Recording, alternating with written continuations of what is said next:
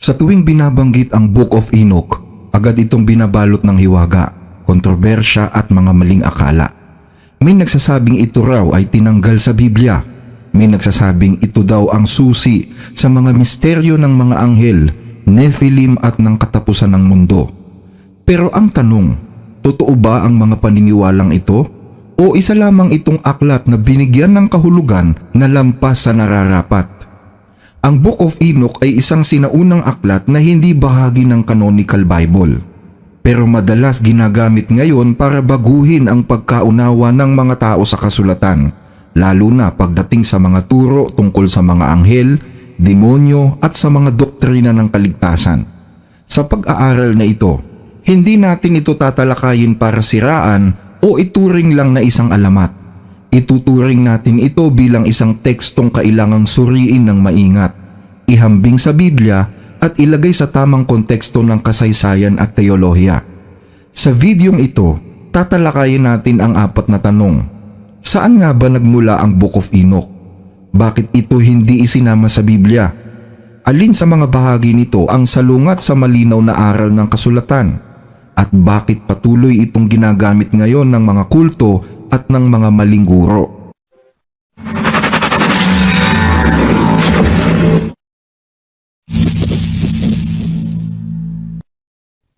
Hindi lahat ng mga sinaunang aklat ay otomatikong maituturing na katotohanan, at hindi rin lahat ng luma ay dapat paniwalaan. Ang katotohanan ay hindi na itatago sa baul. Nalalaman ang katotohanan kapag ito ay sinusubok. Ang Book of Enoch ay hindi isinulat ni Enoch mismo, at lalong hindi ito nagmula sa iisang panahon o iisang author lang. Ito ay produkto ng pinagsama-samang Jewish writings na isinulat sa pagitan ng ika-3 siglo BCE hanggang ika-1 siglo CE. Yan ay bago at pagkatapos ng panahon ni Kristo, o mas kilala sa tawag na Second Temple Period. Ang sabi ng Epistle of Jude, humula si Enoch na ika-7 mula kay Adan.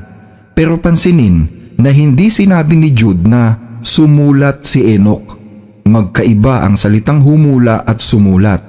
Kapag humula, posibleng naipasa ang mga salitang ito mula sa bibig ng humuhula papunta sa ibang mga bibig, hanggang sa ito ay makarating sa panahon ng bagong tipan. Hindi sinabi na isinulat ito o gumawa ng aklat si Enoch. Kaya hindi natin dapat isipin na batayan ang bersikulong ito para sabihing mayroon nga talagang Book of Enoch. Ang ating tanong, bakit hindi naisama sa Biblia ang Book of Enoch?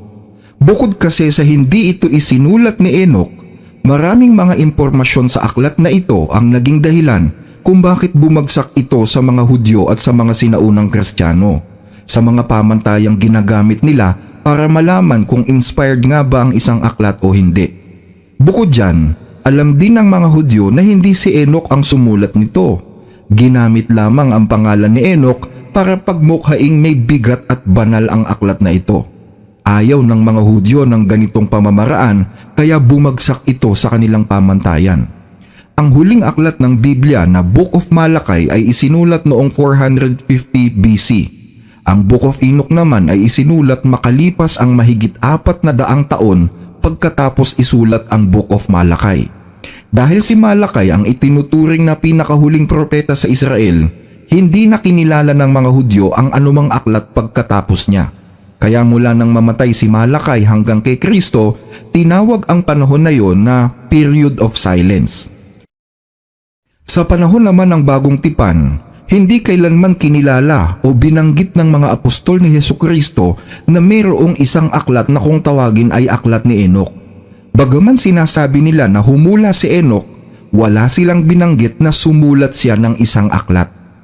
Sa panahon naman ng kanonisasyon, wala sa mga protestante at maging ang Iglesia Katolika ang kumilala ng authenticity ng Book of Enoch. Bukod dyan ay may malinaw na contradiction din ang mga laman nito sa tunay na laman ng Biblia. Pero may ilang mga grupo ang patuloy na gumagamit nito bilang basihan ng kanilang paniniwala. Una na dyan ay ang Ethiopian Orthodox na itinuring ang Book of Enoch bilang isang canonical na aklat. Mga Ethiopian Jews, mga Hebrew Roots Movement gaya ng 113 Ministries at Lion and Lamb Ministries, mga grupong konektado sa Messianic Judaism, mga ancient astronaut-based religion, mga occult at esoteric orders at mga independent apocalyptic cult leaders. Sila ang patuloy na gumagamit ng aklat na ito ngayon. Pag-usapan naman natin ngayon kung bakit sinasabing ang Book of Enoch ay hindi in harmony sa mga turong nakasaad sa Canon of the Scriptures o sa Biblia na kinikilala natin ngayon. Kukuha tayo ng ilang mga halimbawa na pwede nating ikumpara sa kung anong nakasulat. Number 1. Ang Book of Enoch ay nagbibigay ng mga detalyadong impormasyon tungkol sa mga anghel gaya ng kanilang mga ranggo, pangalan at tungkulin. Nagbigay din ng impormasyon tungkol sa mga tinatawag na fallen angels. Dahil dito, naging angel-centered na ang Book of Enoch imbis na faith, obedience, and Christ-centered. Dapat nating maintindihan na ang sentro ng mga kasulatan, especially ng mga inspired scriptures, ay ang pagsunod sa kalooban ng Diyos at pananalig kay Hesukristo. Hindi pwede na i-divert ng Diyos ang ating isipan mula sa dalawang bagay na ito at malipat sa mga anghel. Ang sabi ng Panginoong Hesus, "Saliksikin ninyo ang mga kasulatan, sapagkat iniisip ninyo na sa mga yaon ay meron kayong buhay na walang hanggan, at ang mga ito ay siyang nagpapatotoo tungkol sa akin." Maliwanag na ang isa sa mga sentro ng isang inspired na kasulatan ay si Kristo. Hindi hahayaan ng Diyos na ma-divert ang isip ng mga tao mula kay Kristo papunta sa iba.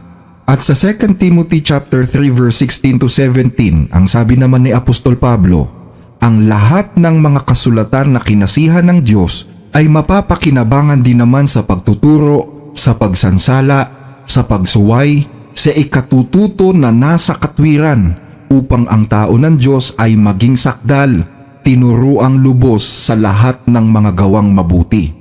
So malinaw sa mga bersikulong ito na ang isang inspired na kasulatan ay una sa lahat nakapokus kay Kristo bilang nag-iisang karakter na dapat nating tingnan, at pangalawa ay pagiging masunurin sa mga salita ng Diyos. Hindi ito dapat matuon sa naging buhay at pakikipagsapalaran ng mga anghel. Number 2. Ayon sa first book of Enoch chapter 71 verse 14 to 15, si Enoch daw ay tinawag na Son of Man. Bilang Son of Man, kasama sa kanyang mga katangian ang pagiging liwanag ng mga hentil. Siya ang pag-asa ng mga pusong nagdurusa. Lahat ng naninirahan sa lupa ay tatapat at sasamba sa harap niya, magpupuri, magpapala, aawit at magdidiwang sa Panginoon ng mga espiritu. Siya ay uupo sa trono ng kanyang kaluwalhatian at ang paghuhukom ay maibibigay sa kanya. Maliwanag na ito ay paglapastangan sa tunay na Son of Man sa Biblia na walang iba kundi ang ating Panginoong Hesukristo. Number 3. Ayon sa first book of Enoch chapter 7 verse 1, may mga anghel daw na umalis sa langit at naghanap ng mga babaeng mapapangasawa sa lupa. Sinipingan nila ang mga ito at ipinanganak ang mga higante na may taas na 3,000 cubits o katumbas ng 450 feet. Maliwanag na salungat na naman ito sa sinabi ni Kristo, dahil ang sabi ng ating Panginoong Hesus sa Lucas chapter 20 verse 34, sinabi sa kanila ni Jesus, "Nagsisipag-asawa ang mga anak ng sanglibutang ito at pinag-aasawa. Datapwat ang mga inaring karapat-dapat magkamit ng sanglibutang yaon at ng pagkabuhay na mag-uli sa mga patay ay hindi mag-aasawa ni pag-aasawahin, sapagkat hindi na sila maaaring mamatay pa, sapagkat kahalintulad na sila ng mga anghel, at sila'y mga anak ng Diyos palibhas ay mga anak ng pagkabuhay na mag-uli." Maliwanag dito na ang mga maliligtas ay hindi na magsisipag-asawa at hindi na rin mamamatay pa, dahil magiging katulad na sila ng mga anghel. Ibig sabihin, hindi nagsisipag-asawa ang mga anghel. Ang tinutukoy na mga anak ng Diyos na sumiping sa mga anak na babae ng mga tao ay may espiritual na kahulugan. Si Adam kasi ay tinatawag na anak ng Diyos, at naging kalarawan naman ni Adan si Seth. Kung si Adan ay anak ng Diyos at si Seth ang kanyang kalarawan, ibig sabihin maituturing ding anak ng Diyos si Seth. Mula sa lahi ni Seth pababa, lahat sila ay maituturing na anak ng Diyos, lalo na kung nanatili silang tapat sa Diyos. Pero dahil si Cain ay itinakwil ng Diyos, hindi maituturing si Cain na anak ng Diyos. Hindi rin siya maituturing na kalarawan ni Adan. Sa madaling salita, kung hindi anak ng Diyos si Cain, siya ay anak ng sanglibutang ito. Nagsipag-asawa ang mga anak ng Diyos ng mga anak na babae ng sanglibutang ito, ibig sabihin, ang mga matutuwid na lalaki sa lahi ni Seth ay naakit sa mga babaeng nagmula sa lahi ni Cain. Dito na nga nag-umpisa na makontaminate o makorap ang lahing makadiyos na nag-umpisa kay Adan. Tungkol naman sa usapan ng mga higante, ang sabi sa Deuteronomio chapter 3 verse 11, si Haring Og daw na hari sa Bashan ay mula sa lahi ng mga Rephaim o lahi ng mga higante. At ayon sa sukat na ibinigay ni Moises, ang kama daw ni Haring Og ay sumusukat ng 9 na siko, katumbas yan ng 14 na talampakan. Malayong malayo ito sa sukat na 450 feet. Ibig sabihin, ang salitang higante sa Biblia ay hindi nangangahulugan ng isang nilalang na kasing taas ng gusali na napapanood natin sa mga telebisyon at nadidinig sa mga kwento-kwento. Tinawag silang higante dahil doble sa pinakamataas na height ng isang normal na tao ang height nila, 14 na talampakan. Number 4. Sa Book of Enoch chapter 7 verse 2 at chapter 8 verse 1, ang mga anghel daw na bumaba sa langit para sumiping sa mga babae sa lupa ang nagturo sa mga tao ng mga karunungan tungkol sa itim na mahika, astrolohiya, paggawa ng mga armas at mga agimat. Salungat na naman ito sa Biblia dahil ang panggagaway at iba't ibang uri ng mga kasuklam-suklam sa lupa ay hindi galing sa mga anghel na di umano'y sumiping daw sa mga babae sa lupa, kundi galing yan sa imperyo ng Babylonia. Ayon sa Revelations chapter 17 verse 5, at sa kanyang noo ay nakasulat ang isang pangalan, Hiwaga, Dakilang Babylonia, ina ng mga patutot at ng mga kasuklam-suklam sa lupa. Ipinapakita dito kung sino ang ina o pinagmulan ng lahat ng mga kasuklam-suklam sa lupa. Kabilang dyan ang mga sining at mga ritual sa lupa. At yon ay ang Dakilang Babylonia na unang itinatag bilang isang pisikal na kaharian sa ilalim ni Nimrod. Likas kasi sa mga tao, lalo na kung sila'y tumalikod na sa Diyos, na mag-imbento ng iba't ibang mga katha-katha. Mula sa mga katha-kathang ito, nabuo ang iba't ibang mga pamahiin, ritual at paniniwala sa ibang mga Diyos. Dito na ngayon nag-umpisa ang mga mahika, astrolohiya, pangkukulam, panggagaway, sa paniniwala na ang mga ritual o mga practices na ito ay makakalugod sa kanilang mga Diyos na sinasamba. Sa madaling salita, lahat ng ito ay gawa ng mga malilikot na imahinasyon ng mga tao. Ang sabi sa Ecclesiastes chapter 7 verse 29, narito, ito lamang ang aking nasumpungan, na ginawang matuwid ng Diyos ang tao, pero nagsihanap sila ng maraming katha. Number 5. Sa Book of Enoch chapter 40 verse 9, meron daw isang anghel na nagngangalang Penuel. At alam nyo ba na itong Penuel na ito ang itinalaga daw ng Diyos para sa pagsisisi at sa mga nais magkaroon ng buhay na walang hanggan. Maliwanag pa sa sikat ng araw na wala ito sa Biblia. Hindi kailanman ibinigay sa mga anghel ang pagsisisi at buhay na walang hanggan. Ang sabi sa 1 John chapter 5 verse 11, at ito ang patotoo, na tayo'y binigyan ng Diyos ng buhay na walang hanggan at ang buhay na ito ay nasa kanyang anak. Wala nang ibang source ng buhay na walang hanggan kundi si Kristo. Hindi kailangan ng anghel o ng kung sino paman. Wala ring ibang paraan para makapagsisi ang taong makasalanan sa Diyos kundi sa pamamagitan pa rin ni Hesukristo. Ang sabi sa Luke 5:32, hindi ako naparito para sa mga matuwid, kundi para sa mga makasalanan upang magsisi. Acts chapter 2 verse 38, magsisi kayo at mabautismuhan ang bawat sa inyo sa pangalan ni Hesukristo sa kapatawaran ng inyong mga kasalanan. Ibig sabihin, ang pagsisisi sa kasalanan ay iniuugnay kay Kristo, hindi kay Penuel o sa kahit sino mang anghel. Number 6, kapansin-pansin din na madalas gamitin ang salitang Lord of the Spirits at Head of Days sa aklat ni Enoch. Kung ang aklat ni Enoch ay nawawalang bahagi ng Biblia, bakit ni isang beses ay hindi ginamit ng Biblia ang salitang Lord of the Spirits at hindi rin ginamit sa buong Biblia ang salitang Head of Days? Nagpapakita ito na ang Book of Enoch ay hindi bahagi ng tunay na Biblia. Number 7, sa chapter 69 ng Book of Enoch, ipinakilala ang isang anghel na nagngangalang Penemwe. Siya daw ang nagturo ng mapait at matamis sa mga tao at itinuro niya din daw ang mga lihim na karunungan. Siya din daw ang nagturo ng pagsulat gamit ang tinta at papel na itinuturing na kasalanan.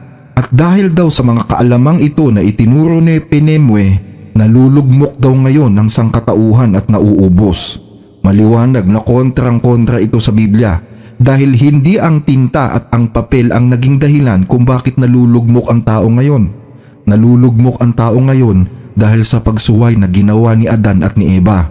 Ito ang kauna-unahang kasalanan ng tao sa Diyos at hindi ang paggamit ng papel at tinta. Ang sabi sa Genesis chapter 3 verse 17, at kay Adan ay sinabi, sapagkat iyong dininig ang tinig ng iyong asawa at kumain ka ng bunga ng punong kahoy na aking iniutos sa iyo na sinabi huwag kang kakain yan, sumpain ang lupa dahil sa iyo. Yan ang rason kung bakit nalulugmok ang tao ngayon sa kasalanan at sa kahirapan dahil sa pakikinig sa iba imbis na makinig sa Diyos. Hindi dahil sa paggamit ng tinta o ng panulat. At mas lalong hindi ang karunungan ang dahilan kung bakit nawawasak ang sangkatauhan. Nawawasak ang sangkatauhan dahil sa kasalanan. Manapa, ang sabi pa nga ng Biblia, nawawasak ang bayan dahil sa kakulangan ng kaalaman. Hosea chapter 4 verse 16, ang aking bayan ay nasira dahil sa kakulangan ng kaalaman. Sapagkat ikaw ay nagtakwil ng kaalaman, akin namang itatakwil ka upang ikaw ay wag nang maging saserdote ko. Yamang iyong nilimot ang kautusan ng iyong Diyos, akin namang kalilimutan ang iyong mga anak. Ngayon kung susundin natin ang turo na ang papel at tinta ay kasalanan, lumalabas na lahat ng mga apostol at mga propeta na sumulat ay may kasalanan, at kahit ang mismong sumulat ng aklat ni Enoch. Number 8, sa Book of Enoch chapter 69 verse 6, sinasabi doon na ang humikayat daw kay Eva na magkasala ay ang anghel na si Gadriel. Maling-mali ito dahil nagkakasundo ang luma at ang bagong tipan na ang dahilan ng pagkakasala ni Eva ay ang ahas. Ang sabi sa 2 Corinthians chapter 11 verse 3, ngunit ako'y natatakot, baka sa anumang paraan kung papaanong si Eva ay nadaya ng ahas sa kanyang katusuhan, ang inyong walang malay at malinis na mga pag-iisip na kay Kristo ay pasamain. Ibig sabihin, hindi isang anghel na may pangalang Gadriel ang dumaya kay Eva. At kung titingnan sa Apokalipsis, ang ahas na yon ay walang iba kundi si Satanas, hindi si Gadriel. Sa Revelations chapter 12 verse 9, at inihagis ang malaking dragon, ang matandang ahas, ang tinatawag na Diablo at Satanas, ang dumadaya sa buong sanglibutan. Siya'y inihagis sa lupa at ang kanyang mga anghel ay inihagis na kasama niya. Tinatawag siyang matandang ahas dahil sa panahon pa lang ng Eden ay umiiral na siya. Number 9, sa chapter 8 verse 1 ng Book of Enoch, sinasabi na ang nagturo daw sa mga tao ng mga kagamitang gawa sa metal ay ang anghel na si Azazel. Maliwanag ulit na kontra na naman ito sa Biblia dahil ayon sa Genesis, hindi isang anghel ang nagturo sa mga tao kung papaanong gumawa ng mga kagamitang metal. Ang nagturo sa mga tao ay si Tubal-Cain na anak ni Lamech kay Zillah. Sa Genesis chapter 4 verse 22, and Zillah, she also bare Tubal-Cain, an instructor of every artificer in brass and iron, and the sister of Tubal-Cain was Naamah. So maliwanag na ang instructor ng every artificer in brass and iron o mga kagamitang gawa sa bakal ay si Tubal-Cain, hindi isang anghel. So papaano mangyayari na ang anghel na si Azazel ang nagturo ng paggawa ng kagamitang bakal sa sangkatauhan? Gayong 100 of years bago dumating si Noah, bago dumating yung mga anghel na sinasabing umasawa daw sa mga tao, gumagawa at nagtuturo na si Tubal-Cain ng mga kagamitang gawa sa bakal. Dito pa lang makikita na natin kung gaano kamali ang sinasabi ng Book of Enoch. Number 10. Sa Enoch chapter 10 verse 1, sinasabi na ang responsable daw sa lahat ng mga kasalanan sa buong mundo ay si Azazel. Sino si Azazel? Si Azazel ay kasama sa mga anghel na pumatol at sumiping sa mga anak na babae ng mga tao bago ang dilubyo nung panahon ni Noe. Malinaw na salungat na naman ito sa Biblia. Kung si Azazel ang responsable sa lahat ng mga kasalanan sa buong mundo, masasabi din ba natin na siya ang responsable sa kasalanan ni Cain at ni Abel? Masasabi din ba natin na siya ang responsable sa kasalanan ni Adan at ni Eva? Gayong si Azazel ay dumating lamang sa mundo bago ang dilubyo universal nung panahon ni Noe. Isa na naman itong patunay na hindi tama ang itinuturo sa aklat ni Enoch. Number 11. Sa Book of Enoch chapter 67 verse 2, nakasulat na ang gumawa daw ng arko na sinakyan ni Noe ay ang mga anghel. Samantalang sa Genesis chapter 6 verse 15 to 16, si Noe mismo ang inutusan ng Diyos na gumawa nito. So ibig sabihin, magkaiba ang sinasabi ng Biblia at ang sinasabi ng Book of Enoch. Number 12. Kung pag-aaralang mabuti ang aklat ni Enoch, maliwanag na hindi lamang ang Biblia ang kinokontra nito. Maging ang kanyang sariling sinasabi ay kinokontra din ng Book of Enoch. Ang sabi sa Book of Enoch chapter 98 verse 4, ang kasalanan daw ay hindi ipinadala sa mundo, kundi ang mga tao daw mismo ang gumawa ng kasalanan. Samantalang sa pinag-aralan natin sa mga naunang punto, maliwanag na sinasabi ng Book of Enoch na ang mga anghel ang nagturo ng kasalanan sa mga tao. Nabasa din natin na ang anghel na si Azazel ang itinuturong responsable sa lahat ng mga kasalanan sa mundo. At sa ibang talata naman, sinasabi ni si Gadriel ang responsable sa pagkakasala ni Eva. Dahil dito, maliwanag pa sa sikat ng araw na kinokontra ng Book of Enoch ang mismong sarili niya. Maliban dyan, sinabi din sa Book of Enoch chapter 69 verse 4 na ang responsable daw kung bakit pumatol ang mga anghel sa mga anak na mga babae ng mga tao ay ang anghel na nagngangalang si Jekon. Pero kung babasahin natin ang chapter 6 verse 3 to 4, ang sinasabi naman na nanghikayat daw sa mga anghel na sumiping sa mga babae sa lupa ay ang leader nilang anghel na si Semjaza. Kaya ang tanong, sino ba talaga ang may kasalanan kung bakit sumiping ang mga anghel sa mga tao? Si Jekon ba o si Semjaza? Sa mga halimbawang ito at sa mas marami pang mga halimbawa ng kontradiksyon at salungat na aral sa Biblia, maliwanag nating makikita ang punto kung bakit kailanman ay hindi isinama sa canon of the scriptures ang Book of Enoch. Pero sadyang mahilig ang mga tao sa mga kwento, lalo na sa pagtuklas ng mga lihim na hindi na dapat nilang malaman. Pero dahil gusto nila na masagot ang kanilang mga tanong, willing silang pakinggan ang kahit anong turo na posibleng makakuha sila ng ideya sa kanilang mga tanong.